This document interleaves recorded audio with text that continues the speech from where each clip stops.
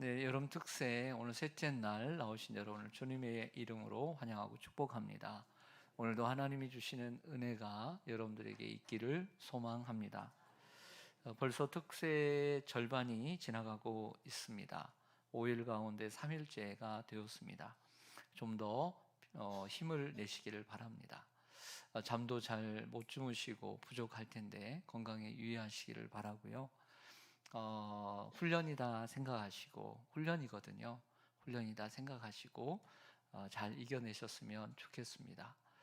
많은 비가 올 거라고 이렇게 안전 문자가 많이 왔는데 새벽에는 좀 적게 오거나 안 왔으면 좋겠다 하면서 기도했는데 여러분들 또 안전한 또 이렇게 또 안전하게 왔다가 가셨으면 좋겠습니다. 우리가 교회를 다니잖아요. 근데 교회를 다니면 받게 되는 게 참 많습니다. 교회를 다니면 뭘 받을까요? 먼저는 말씀을 받습니다. 믿음이 있거나 없거나 교회를 나오게 되면 예배를 드리게 되거든요. 그 예배 시간에는 절반이 말씀이거든요. 그러니까 원하든 원하지 않든 말씀을 받게 되는 것이죠. 그런데 우리는 이제 말씀을 듣게 되는데 우리식으로 표현하면 말씀을 받는다. 그래서 교회는 말씀을 받는 곳이 되는 것이죠. 또 교회는 뭘 받는 곳이냐면 은혜를 받습니다. 교회를 나오면 그 은혜는 성령 하나님께서 우리에게 강권적으로 주시는 것인데요. 이 은혜라는 말은 좀 추상적입니다. 확 다가오지는 않죠. 사람들은 은혜 받았다라고 하는데 다가오지는 않지만 기쁨이 은혜를 받은 증거입니다. 그 은혜를 받으면 즐겁고 기쁩니다. 그리고 얼굴이 밝아지기까지 합니다.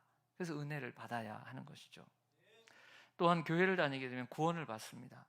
말씀을 받고 은혜를 받게 되면 예수 그리스도가 나의 구주라는 것을 믿게 됩니다. 그러면 그 예수 그리스도를 믿게 됨으로써 우리에게 주어지는 구원이라는 선물을 받게 되는 거예요. 받으셨죠? 네. 또 교회를 다니면 우리가 위로와 격려를 받습니다. 삶을 살다 보면 고되고 힘들 때가 참 많은데 예배를 드리고 또 말씀을 듣고 하다 보면 우리가 위로와 격려를 받게 됩니다. 그 말씀과 또 그 은혜 속에서 때로는 귀한 은혜로운 성도님들을 통해서 우리 성도님들의 그 따뜻한 말과 또 위로의 말로 인해서 위로와 격려를 받게 됩니다.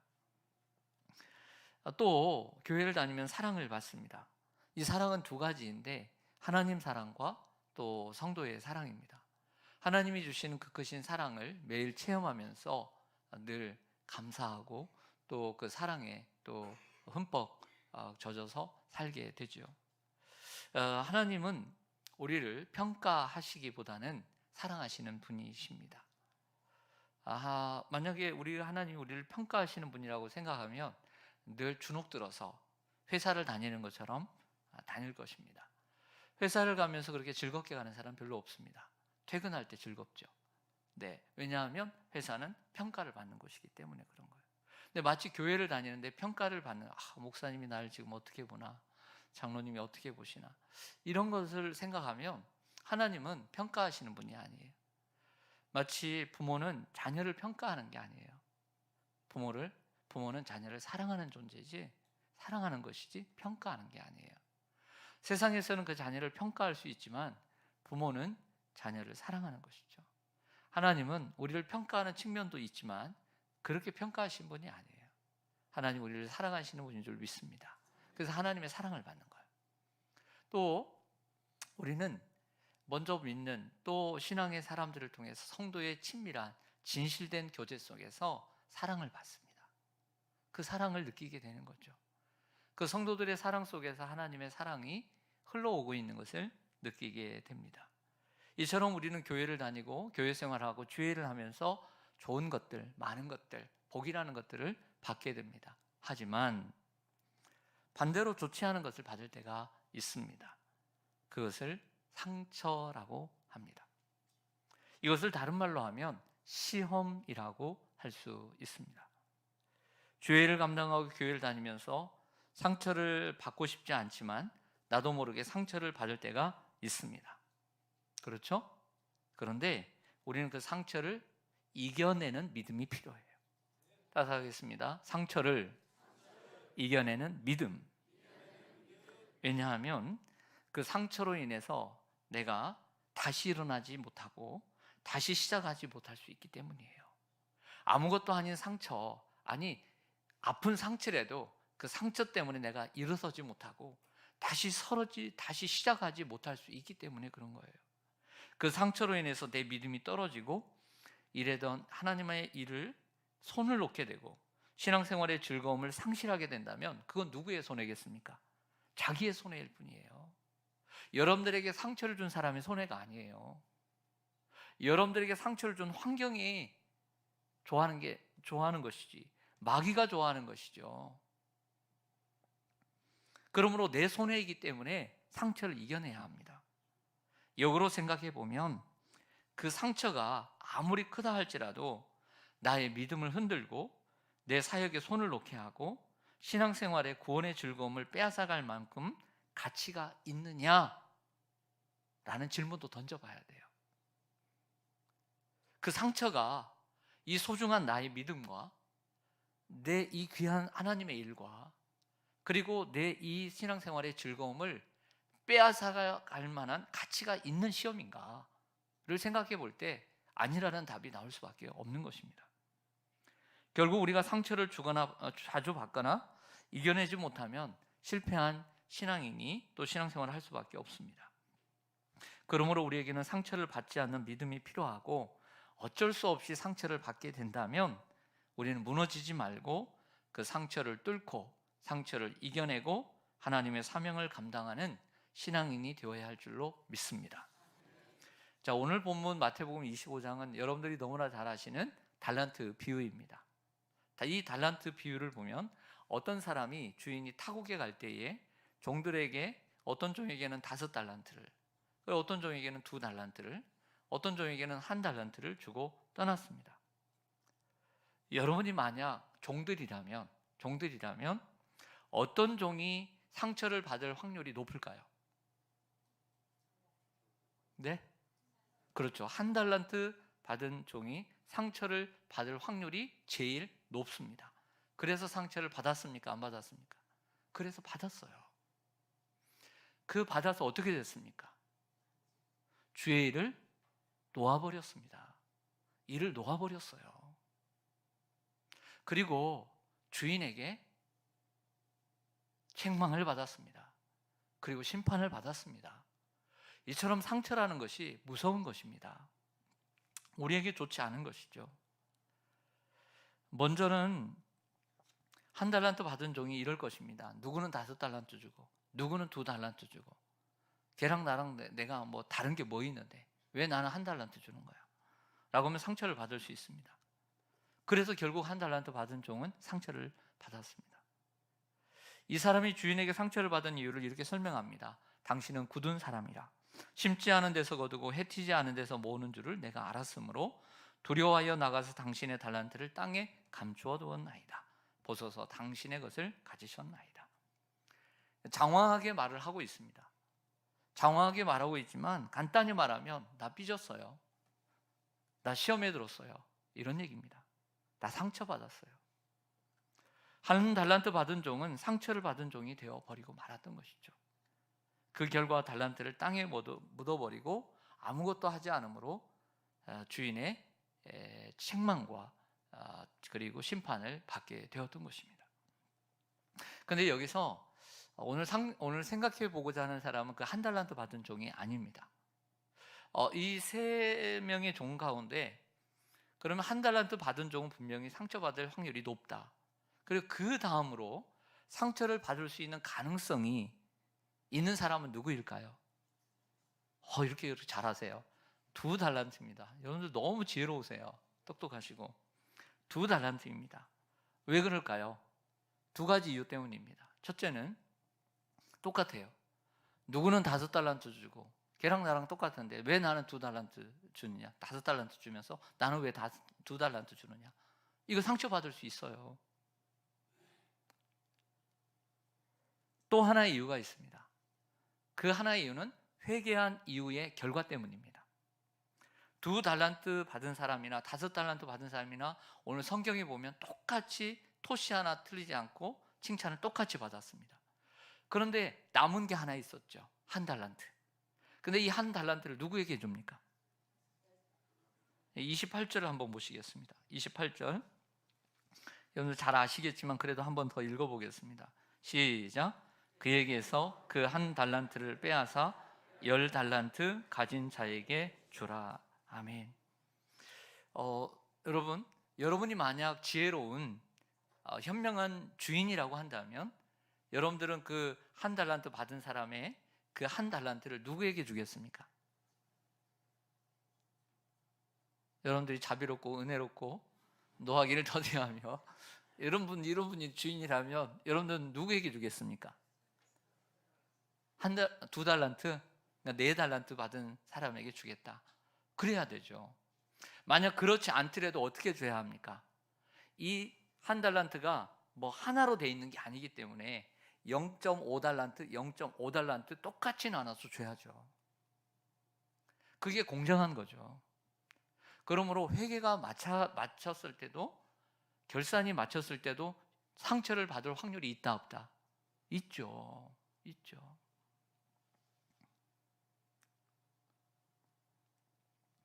근데 여러분, 이 2달란트 받은 사람은 상처를 받았을까요? 안 받았을까요? 상처를 받지 않았습니다. 상처를 받았으면 이미 받았겠죠. 왜 나는 2달란트 주는 거야? 하면서 묻어두었을 것입니다. 2달란트 받은 사람은 상처를 이기고, 아니 상처가 있을 수 있어요. 상처를 이기고 죄를 감당해 갑니다. 사랑하는 성도 여러분, 하나님의 일은 때때로 우리의 상식을 뛰어넘는 일이 많습니다. 그래서 상처를 받을 수 있는 거예요.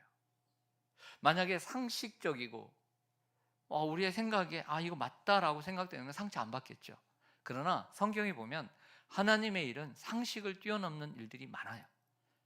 그래서 우리의 상식으로 그대로 대비를 하면 우리는 상처를 받을 수가 있습니다.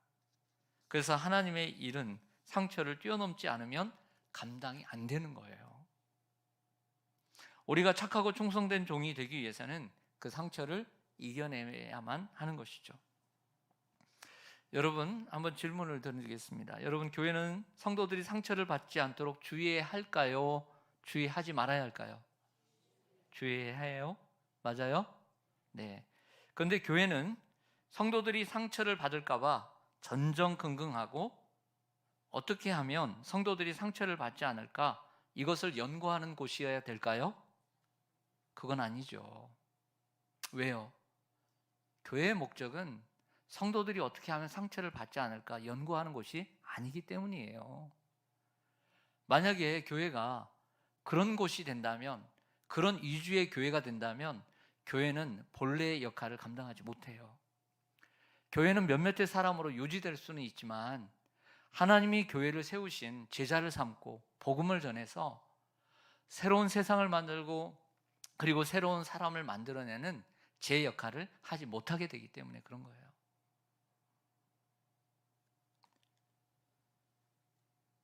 성도들이 상처받을까 봐 절절매는 곳이 되면 교회는 유지될 수 있겠죠. 하지만 하나님이 원하시는 바로 그런 교회는 될 수가 없는 것입니다. 예를 들어서 이제 교회 학교 우리 교사라고 똑같은 달란트가 있는 건 아닙니다. 그런데 이제 연말에 이제 전사님들 목사님이 이제 교사들을 모집해서 이제 반을 맡깁니다. 1학년, 6학년 이렇게 맡기겠죠. 그런데 보면은 학교처럼 균등하게 맡깁니다. 균등하게 맡기죠. 성경적으로 볼 때는 이게 맞지 않습니다. 성경적으로 볼 때는 능력대로, 재능대로 맡기는 것이 맞습니다. 능력 있는 사람 많이 맡기는 것이고 능력이 없으면 적게 맡기는 것입니다. D.L. 무디가 그랬대 하잖아요. 갔더니 자기는 배운 것도 없고 하니까 아무도 안 맡기더래요. 상처받지 않았습니다. 그래서 나가서 그렇게 하고 싶은데 자에게 교사시켜준 게 너무 감사해서 열심히 전도해가지고 반을 키웠다는 거예요. 제가 20살 땐가 21살 땐가 그 여의도에서 교회를 다닐 때 교사로 지원을 하니까 신학생이라고 이제 교사 경험이 없어요. 경험이 없어서 근데 한 3학년인가 한 4명 정도를 맡겨준 것 같아요. 4명, 서너 명 정도 저에게 맡겨주시더라고요. 그래서 생각을 뭘 내가 신학생인데 이렇게 적게 맡겨줘 이런 생각을 했을지도 모르겠습니다. 근데 이렇게 몇 달을 했는데 열심히 했어요. 나름대로 막 집도 찾아가고 막 그러는데 막 맡겨진 곳이 아파트였는데 그 여의도의 아파트였는데 열심히 했어요. 열심히 했는데 나중에는 어떻게 되었을까요? 한두 명으로 떨어졌어요. 능력 없는 교사였어요. 능력이 없었어요. 저 같은 교수에게 많은 영혼을 맡기면 될까요, 안 될까요? 한 영혼이 천하보다 귀한데. 그래서 나중에 생각했습니다. 나에게는 한 명도 많았구나 이런 생각을 했어요. 여러분, 교회 학교는 교사들이 상처받지 않도록 관리하는 것이 아닙니다. 교회 학교는 다음 세대를 살리는 곳입니다. 이 어두운 시대에 우리 아이들을 빛으로 인도하고 복음으로 변화시키고 살리는 곳이 바로 교회가 되어야 될 줄로 믿습니다. 그러므로 교사는 자기에게 단 한 명을 맡겨줘도 상처받지 않고, 아니 상처가 좀 되더라도 그것을 이겨내는 교사가 되어야 될 줄로 믿습니다. 그런 교사가 바로 2달란트 받은 사람입니다. 이런 교사가 많을 때 그 교회는 건강하고 그 교회는 하나님이 기뻐하시는 교회가 될 줄로 믿습니다. 자, 이것은 일례로 교회 학교뿐만 아니라 구역도 마찬가지입니다.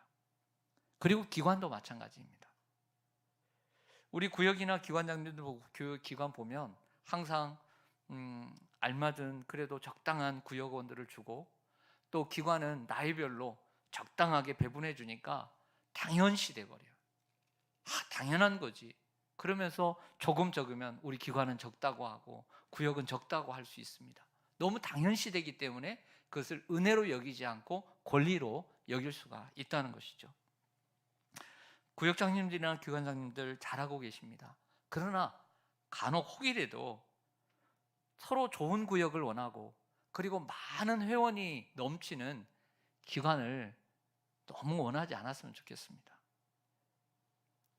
그런 기관을 또 원할 수도 있겠지만 어떤 상황이 주어져도 상처받지 말고 그 상처를 이겨내고 충성해야 될 줄로 믿습니다. 그래야 되지 않겠습니까? 그래야 교회가 부흥하고 교회가 뭔가 달라지지 않겠습니까? 그런 사람들이 바로 2달란트를 받은 일꾼들입니다. 교회는 5달란트 받은 사람들이 많은 곳일까요? 이런 생각을 해봤습니다. 5달란트 받은 사람들이 많은 곳일까요? 아니라고 생각합니다. 또 1달란트 받은 사람들이 세워가는 것도 아니라고 생각합니다. 결국 교회는 5달란트 받은 사람도 세워가지만 결국에는 5달란트가 아닌 2달란트 받은 성도들이 세워가는 곳이에요. 그런 성도들이 많을 때 교회는 건강하고 하나님의 나라를 확장하는 교회가 될 줄로 믿습니다. 그런 면에서 여러분들은 2달란트 받은 분들입니다. 많은 성도들이 있습니다. 주일날 350명 나오는 성도들이 있습니다. 그 가운데 이 새벽에 나오는 100명의 우리 성도님들은 알짜배기고 그리고 핵심입니다. 핵심이에요.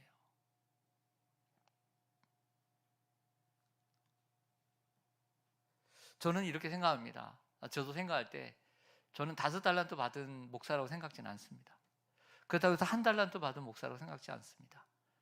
그렇게 많이 주시지도 않고 적게 주시지도 않고, 그러나 그렇게 뭐 하는 또 재능이 있는 것도 아니고 말을 잘하는 것도 아니고, 그러나 상처받지 않고 감사하면서 주의 일을 하는 목사가 되고 싶습니다.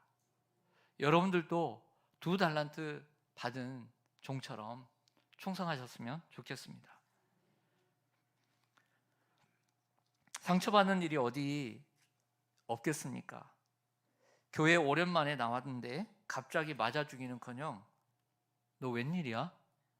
이렇게 말해버리면 큰맘 먹고 교회를 몇 달 만에 나왔는데 이렇게 인사해주는 사람 때문에 상처를 받아서 안 나와버리는 거예요. 이것도 상처가 될 수 있죠.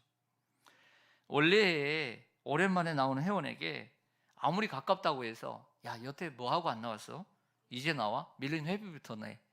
막 이렇게부터 다짜고짜 얘기를 하면 상처를 받을 수 있어요, 없어요? 있죠. 말 한마디 중요합니다.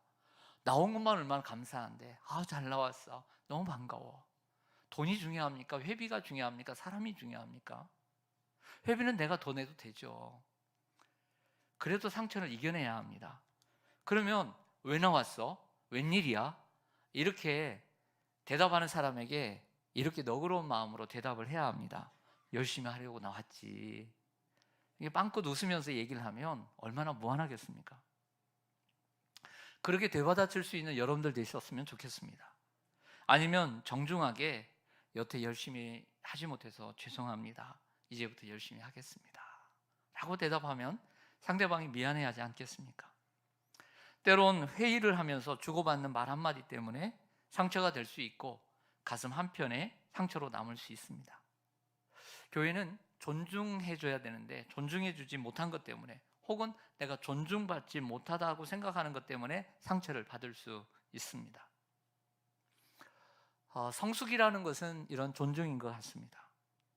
그러나 그 상처를 이기지 못하고 주저앉아 버리고 사명을 잃어버리고 땅에 묻어버린다면 그 분은 2달란트 받은 분이 아니라 1달란트 받은 분이 되고 마는 거예요.